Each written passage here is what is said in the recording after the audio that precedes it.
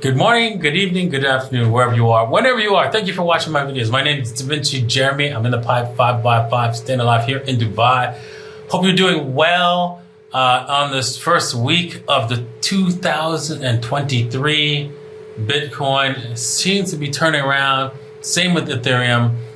We entered a trade and we almost hit the target, but we'll talk about what you're going to do next with that trade as we are in a little bit of an area that I'm going to be talking about that's a gray area when you're trading, so you want to avoid it as much as possible. So that's what we're going to be talking about today. And also, oh my gosh, this is the alt season. Is the alt season going to be collapsed by this company? We're going to talk about that. So make sure you stay for my news rant at the end, because man, that's going to be lots of fun, as it always is. All right, so let's get on to the trading. And if you want to trade anything here, any of my suggestions, you can see this kind of paid off, right? Depending on which market you were on, it paid off. On OKX, it did hit its target just by a hair. Actually missed it. So we can see here we almost hit the target and we didn't quite. We fall back, right? And if you didn't close your trade out on this wick back here on this 4-hour candle, what should you do now? Well, basically, you set your stop loss to 50% and just take it if it doesn't continue back up, because it could do one more push higher just to wipe out any bears that shorted the market and trying to reverse on this basically range trading market that we're currently in. You can see that this was clearly a point of resistance, because we could see up here, right here. Boom. Right, and then over here, there's lots of indications of resistance in this area as we approach it. So this is a key point to remember, right? So right about here, I think it was, yeah, somewhere like in these areas here, you can see there's lots of resistance that was built up that we can have to break through. So that is what caused us to reverse in that area.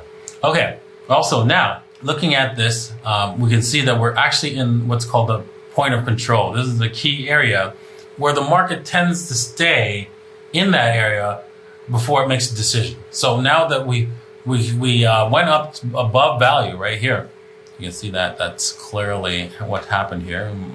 We went above value right up here and then came back. Odds are we're probably going to retest the lower levels once again, unfortunately.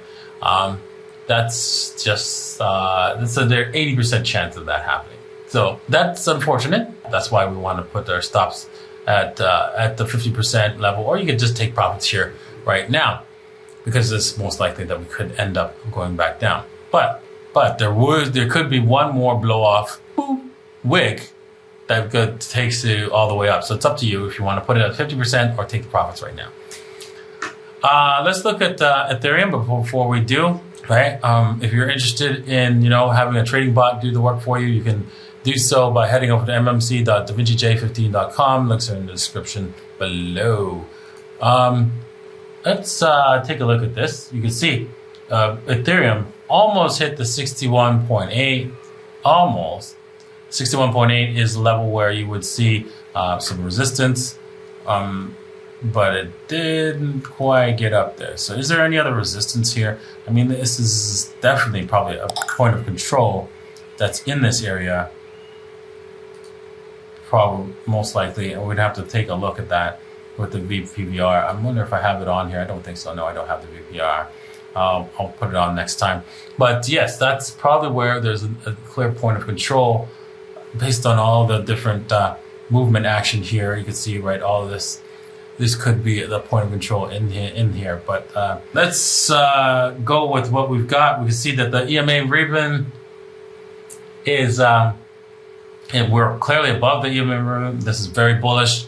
I think Ethereum has a chance to come all the way up to the $1,300 or so $1,300 level in the next little while before we actually see it do any kind of reversal.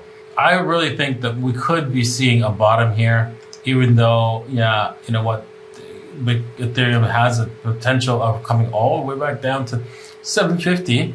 There could be a potential of a bottom here. We just have to wait and see, because right now we're going into our alt season, which could be collapsed according to this next news article, which we are going to talk about right now. Oh, these alts will be hammered if Grayscale needs to liquidate its trust fund, its trust.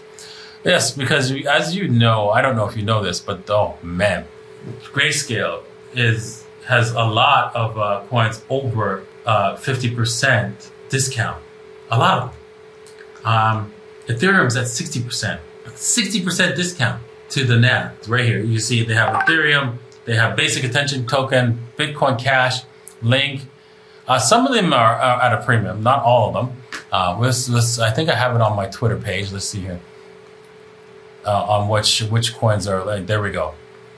Link, there we go. Link is at a little bit higher, right? At 24%. Filecoin 108%. Whilst all these are like negative 50% for Basic Attention, 50%, 57% for Bitcoin Cash, 30% for Decentraland, 77% for Ethereum Classic. Whoa! Oh, wow! Wow!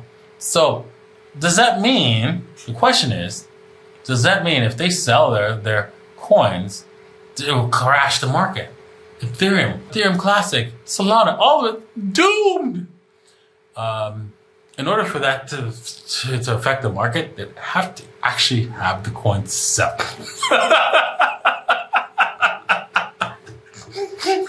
They don't.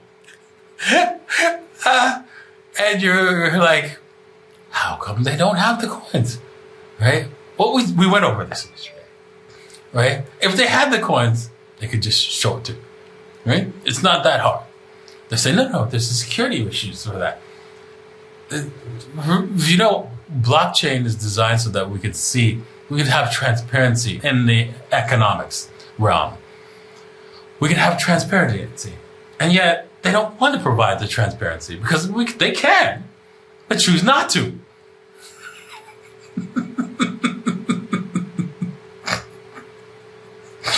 All right. I mean, you have to be like, you have to have lost a couple brain cells in order to in order to believe they actually have the coins. And this is why I think they have a huge discount on all these coins, because people are like, okay, show me the money. Oh, you can't. Okay, then why should I believe you? Well, we were fully regulated. Regulated my butt. How about regulate this? Show me the money. Oh, well, we can't.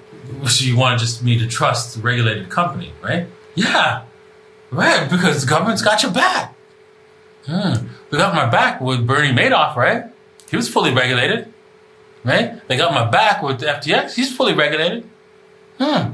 Interesting.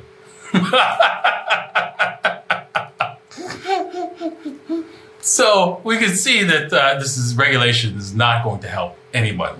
Okay. And speaking of regulations, implications of global regulatory framework on crypto industry. This is designed to scare you away from crypto. See, I told you they're going to regulate this thing. The government's going to regulate this.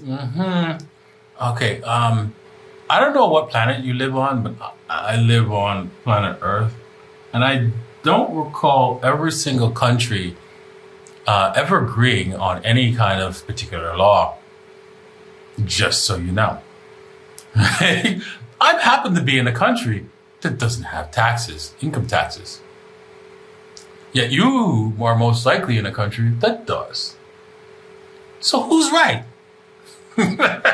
So we have differences, right? And that's just the way it is, right? So the odds of there ever being a global framework is slim to none. Right? I'm not saying it's impossible, just saying it's unlikely. Okay. In the recent months, there have been active conversation to set up global regulations for the crypto industry. A global regulatory framework is a set of guidelines that govern the operation of a business and organizations around the world. It is designed to promote fairness and transparency in the marketplace to protect consumers and investors from fraud. Okay, so if you see this line when it comes to regulation, just put it the other way around. It's to ensure consumers and investors are defrauded from the biggest companies. Because that's what it means. Absolutely. And the little companies, they don't get to exist, right? You don't get to build a company that's non-fraud. No. That's not allowed. You have to be. If you open up a bank and you don't do the fractional reserve, you're going down. They're going to take you down, right? You can't be like, what? 100% reserves?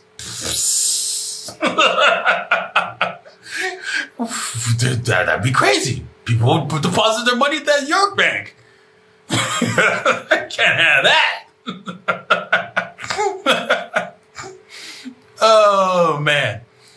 The implications of a global regulatory framework on the crypto industry are far-reaching and could potentially have major impacts on the way business is conducted. That's the fear line. That's the line to make you be afraid of crypto. And that was the objective of this article, is so that people stay away from crypto because, we're going to come up with some regulations that's going to prevent businesses from actually using it and making it, become money and to become a part of the finances. So you don't want to do that. You don't want to buy crypto because we're going to stop it. Oh, yeah, I remember back in the day, right, that way back, right, when we invented the Gutenberg press. I remember reading the history books saying, they stopped the Gutenberg press, and that's why today we don't have books. Wait a second, I'm reading this in the book. They can't stop Jack, okay? They know it. They're just trying to put the fear in your hearts to make you think that they can. All right, I want to end this off right with this article. It was designed to mislead you if you don't read what it and understand understand mining, right? And when it comes to Bitcoin, U.S. Bitcoin miner increased its annual BTC production by 200% in 2022.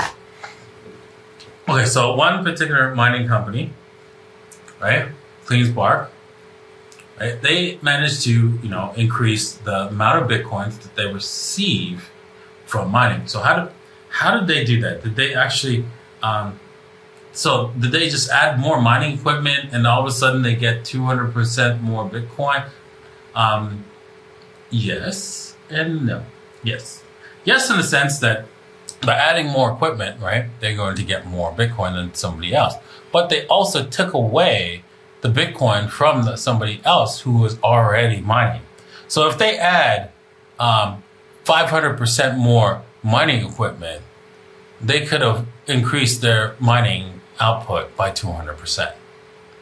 That's one way. Or somebody else had dropped off the mining as they increased only by 100%, right? Somebody else somewhere else dropped off on mining. That's another possibility. So effectively, the number of Bitcoin didn't increase at all. Whenever every 2 weeks the adjustment occurs, so ensuring that the Bitcoin it gets mined at a specific rate at all times. And sure, does it mean the halving happens a little bit faster? Sometimes, yes, it can, because if we continue to add more mining and it takes 2 weeks to adjust, we could see a little bit of a difference between the time that we actually have the next halving and the last time. So, but it's always going to be very, very minuscule, maybe a month or two or something like that at most. Alrighty, well, with that said, right, congratulations for Clean Spark for cleaning up with Bitcoin, because they know that Bitcoin's real, Bitcoin's here to stay, and you need to be a part of it too.